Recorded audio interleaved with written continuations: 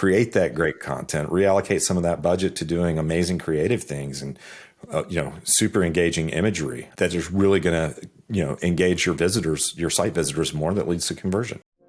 Welcome to the Agency Profit Podcast, a show dedicated to going deep space on agency operations, which is just as nerdy as it sounds. I'm your host, Marcel Petitpoff. I'm the CEO of Parakeeto, a firm that helps digital and creative agencies measure and improve their profitability. Join me as I interview some of the smartest thought leaders and agency owners in our space and go deep into operations, metrics, and all the other things you need to get right so you can spend less time worrying about operations and more time executing on your vision. Hello, everyone, and welcome back to the Agency Profit Podcast. I am very excited today to be joined by a good friend of mine. He's the CEO and founder of a company you might have heard of that have been around for a while and power millions of websites on the internet, and it's one of the only open source platforms that are powering websites at this scale. And we're going to talk today about some of the first principles of getting back to the basics and really doing the things that are timeless when it comes to web, and how you can apply this as an agency to really improve the way that you serve your customers and the way that you run your business as well. So with all of that, Ryan Thrash, thank you so much for joining us today. Hey Marcel, thanks so much. Really excited to be here and chat for a bit. And the thing I didn't say in the intro was MODX. MODX is the company that is powering millions of websites, yes, that has the open source framework that is being used all over the world. Tell us a little bit about MODX, what it is, who you serve, and how you started this company. Yeah, so MODX has actually been around for almost 18 years at this point. The first release of our software was in 2005, right about the same time that WordPress came out. Just to be clear, we're not WordPress, that we would be then approximately half of the internet. But we really focused on a couple of things that differentiated ourselves. One was we focused on speed, we focused on security, and collaboration. This is speed, security, collaboration, and of course, I think the open source thing is also it's more unique now than it's ever been with just the advent of all the new website platforms that are coming out. And, I think what's really interesting today is we're seeing a lot of algorithm changes.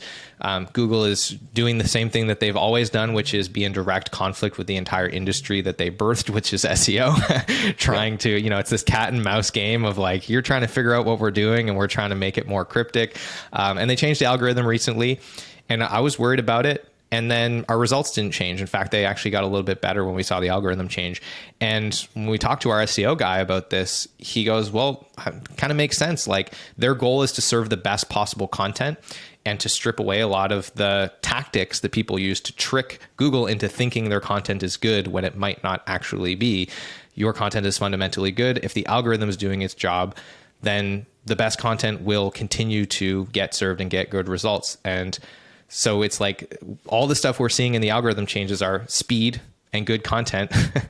And speed is, one of the core principles that you identified all those years ago. What kind of informed that insight? What made you think like, okay, these are the tenets that are going to be like, they've now proven to be timeless. So hindsight's 2020, but what was it back then that you saw that you thought like, this is going to be important for the long run?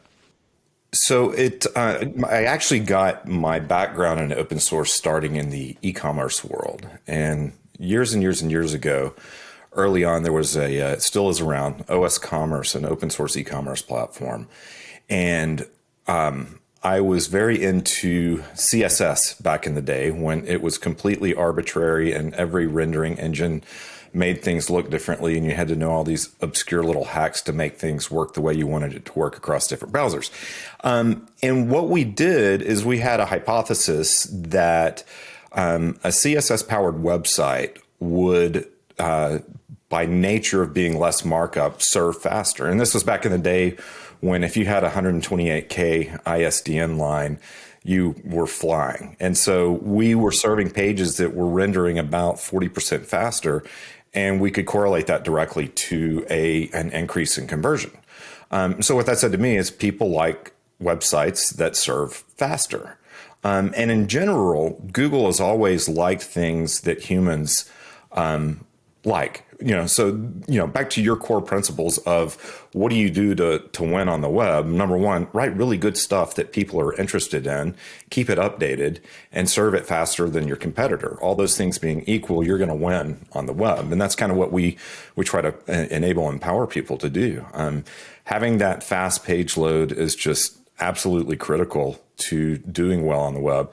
That started back in 21. COVID delayed the actual update that Google rolled out, but a ton of people were impacted. If you have better content that a human's going to like more, Google's going to weigh that higher, at least this week, is going to weigh that higher in the search ranking. I don't see that changing. I think what Google has gotten better at, and what all of the kind of AI and machine learning algorithms have gotten better at, is understanding what humans look and sound like versus there used to be a trend and a technique you could use to just basically spit out word salad containing the right keywords, and Google would land people on those particular sites. That's not nearly as effective as it used to be. You, in this, long time in the web space, you've obviously developed a pretty big network of agencies that are using the MODX platform to serve their clients. And I think there's some really interesting insights in terms of, your focus on speed, your focus on collaboration, and how that has really helped a lot of your agency partners basically deliver better outcomes to client and spend less time and less money doing it. Let's dig into that stuff. What's the framework that you see your agency partners using that are making them more successful building sites? Sure. So there is kind of the niche that I think that we fit really well in, and I coined this phrase a while back, is kind of that fortuneless 5 million. And what that means is we discovered early on that we're really bad at kind of a pure enterprise play. And there's really good people with tens of thousands of employees out there selling into the enterprise. And that's not the area that we want to focus on. On the flip side, there's also great tools, like WordPress is fantastic for figuring out how you want your site to look and work and kind of prototype it at a high level. But when you get to the point where you need to invest in creating a web experience that's specific to your desires as a business, or specific to certain kind of goals or promotions or any of the activities that you would do on the web in order to sell, oftentimes you run into limitations with what I call pluginitis. It's, let's add another plugin to the mix. Let's add another plugin to the plugin to make the plugin more plugin-y to the mix. And then when you're all said and done with, you've got sites that are very fragile, can be slow, and that's going to be detrimental, because when you do get to the point where all things are equal, speed is going to always win in the end. And so we actually, one of the things that we did and why a lot of agencies do like MODX is because it really does open up creative freedom. And I think the best way to to talk about that is you could have built a React, CSS3, HTML5 website with our very first release of software back in 2005 with that version of our software, even though those technologies didn't exist back then. MODX is completely agnostic as to the type of output that your site produces, or even if you want to use it in kind of a headless application and output just a JSON feed of all your data that's managed and used in real time, you can accomplish that as well. And it's interesting because I've heard somewhat of a debate around the importance of speed, and some people say, well, it's a ranking factor, but maybe it's important, maybe it's not. Internet's getting so fast, is it really that important? And I was thinking about this the other day, and I was like, well, there's kind of two things that I know. I know that I still get absolutely terrible internet reception frequently enough that I know it's still a problem, and I'm surprised by it. Mostly when I'm on LTE. I live in a rural area of Canada, but even in the United States of America, I'm on mobile, I'm in between, I'm just somewhere random, or I'm in a busy area, and it's the reception's not good. And to your point, my span of waiting for a website to load is sub 3 seconds before I think there's something wrong and I start mashing the refresh button. And I know how this stuff works. And then the other side of this is I can't help but think that Google cares if your website's fast, because they've got server farms crawling every website on the planet 24 hours a day, 7 days a week. And so if they can get a reduction in load times of 10% across the entire internet by making this an important factor and incentivizing people to make their website more efficient, it's probably saving them hundreds of millions of dollars in server costs. Absolutely. At the conference we were both recently at, I was talking to one of the attendees there, and we were talking about website speed. And I said, okay, let's take it. Let's have an example. Show me your website on your phone right here in this busy conference with crappy reception. And so he did, and it slowly loaded. And then we went to another website that is insanely robust, but highly optimized. Giant images, lots of video, multinational company with 90 different locations around the world, recently acquired for a couple $1 billion, and their website loaded almost instantaneously on that same mobile handset. The world, your first interaction, unless you're sitting there building websites for a living, your first interaction or working on websites for a living, your first interaction is likely going to be on your phone. And, take to your point also, we live in a really neat part of Dallas, and the city zoning just won't allow more cell phone towers. So we have absolutely terrible cell coverage, 5G coverage here inside of my home office. And so every little thing that you can do saves time and gets that content there. And it gives somebody that chance to go to that second web page to make that, decision on the spur of the moment, because it's easy to do, to purchase that thing that you're selling. And it just makes it, when you can remove barriers and excuses to conversion, you're going to win. And speed is a key part of that. Hey, it's Marcel here, and I hope you're enjoying the episode so far. If you are, then I want to encourage you to check out the Agency Profitability Toolkit. It's a free set of resources that we've put together to help agency owners just like you improve their profitability. It's full of free checklists, templates, and training videos, and has helped thousands of agencies get better at measuring the essentials of their business. So if you want to grab a free copy of that, you can head to parakeeto.com/toolkit or look for a link wherever you're watching or listening to this. With that, I want to thank you again for tuning in, and I'll let you get back to the episode. So I want to tie this back to, the agency business model. And, you think about a web shop, builds a lot of websites. Maybe they've done it across a lot of different tools. What are some of the core principles that you see that lead to an efficient website development process and an efficient project with a client that leads to, great outcomes for the client, but also leads to not having the scope absolutely blow up, not having things take longer, not having timelines stretch out, all the issues, of course, that we know and the risks that come up with website projects, and get more and more risky the larger the scale of that project becomes? Yeah, so there's a couple of things that really, or a few things that come to mind. One, having kind of that pre-built snapshot for a starting point with all of your, the SEO principles that you apply across any website are fundamentally going to basically be the same. So you're going to want all your metadata set up correctly. You're going to want to have a lot of stuff pre-built and pre-configured and ready to go. You're going to have some baseline, tools and utilities that you use on every site. So creating that snapshot framework is kind of a kickstart skeleton to initiate a new website project is hugely important. I think collaboration and removing barriers to collaboration is really important as well. That can be giving the people working on the themes and kind of the wrapper and the decoration of the website the ability to check in stuff to be able to update that stuff and to have SaaS workflows to output the CSS and minimize all the JavaScript and do all the things that the front end, the sophisticated front end developers are doing today in order to build a highly engaging dynamic website.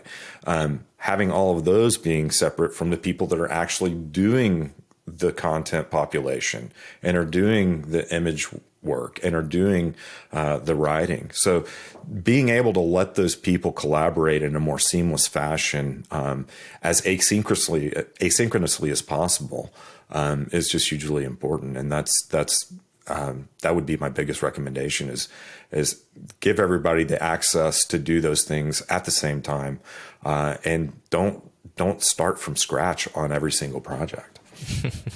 Yeah, two great principles. And, from my perspective, looking at a lot of agencies that do web projects, and this is true about just about any project, is my experience has historically been that the biggest risk to most projects is the client, them getting in the way of their own success, their own positive outcomes. And so, so many of the hand grenades that get thrown into these projects have to do with having to give access to the client, get something from the client, get feedback from the client. So to your point, any amount of friction that you can remove from that process, any amount of decoupling from the client that you can create in terms of your ability to go and do your job without having to go through them as a gatekeeper, can have substantial impacts on all of the little things that compound and end up eroding all the margin that you baked into the price of the project when you first gave it to the client. Yeah, when we were doing services work, trying to figure out what we were going to do as a business years ago, and we fell back into the oldest profession in open source, which is building websites and supporting customers that use your website platform. We had a phrase that we used all the time, and it was "content will kick your ass," and that was with the exception of one time that somebody actually had a VP that was highly engaged and exclusively assigned to creating all the copy. It's managing those clients and having the processes in place to manage those clients is incredibly invaluable to making sure that a successful project delivers on time, because you're never going to have, that's not true. Many times you will not have the insight into the customer's business that you need in order to create the ultimate content for them. And people get busy and freed up, and they think that copy just happens and photo shoots just happen. And, they can just download the images wherever they need them from, when that's not always the case. Yeah, certainly the place where I see this stuff get hung up the most.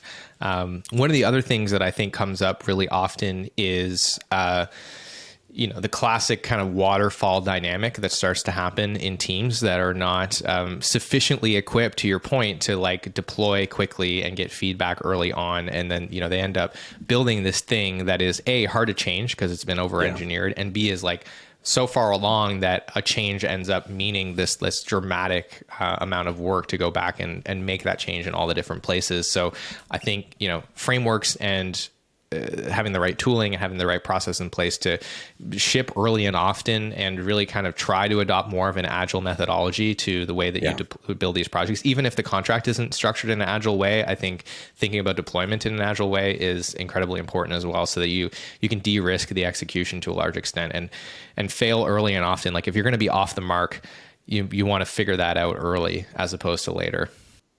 Yeah, decoupling the data from the design is beyond crucial. If you have things that are so intertwined and interconnected that aren't, functionally being pushed through a template layer, you're going to put yourself into a bind if you do need to iterate quickly. If a new CMO comes on board, or there's a rebrand that happens, and just there's all these things that will eventually happen, that that decoupling, to your point, just makes a huge difference when it comes to making those changes. I want to finish with just kind of going down a little sidebar, which is talking a little bit about headless, which, is somewhat of a hot topic. If anybody's really deep into web, this is something that's being talked about a lot. What is headless, and why is everybody so excited about it? So I would have some of my technical guys on to talk to you about that topic. But at its fundamental, most simple level, it's basically turning your website or the content of your website into an API.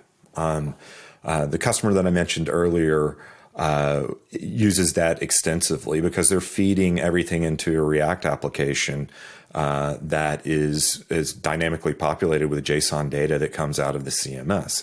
So in MODX's case, you have the ability to create custom manager pages, which is the backend application that manages all the content. You can create a custom manager application that only has the fields that specific customer needs to manage that specific page.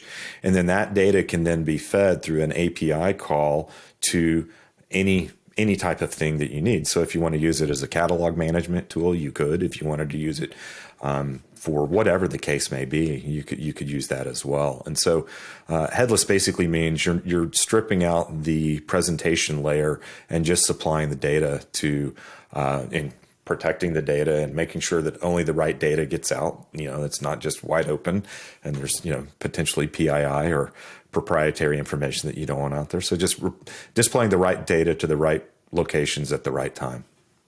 Yeah, it makes a lot of sense. I think that's pretty aligned to like the understanding that I had of it as well, which is like, instead of like basically carrying the whole website around to every page load and like laying it all out there and then surfacing the parts that you need, you're like reaching into the box and only pulling out the parts that you need, which is like probably the stupidest explanation of that concept that anyone's ever had. But that's how it was. That was the storyline in my brain. But it makes a lot of sense from a security perspective. And then when we talk about speed, it's like you're basically taking everything that's not necessary and you're not having to load it. So it should have, especially when you think about the context of like complex e-commerce, pretty dramatic impact on load speeds.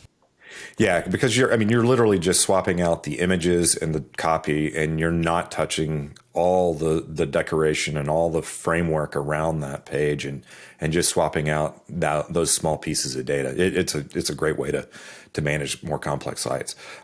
It also does increase to a degree the complexity of a website build. So you really want to weigh, is this a campaign website that needs to have a full headless app, implementation, or is this something that, throwing a lot of caching at it and putting a CDN on it that a WordPress deployment could work with?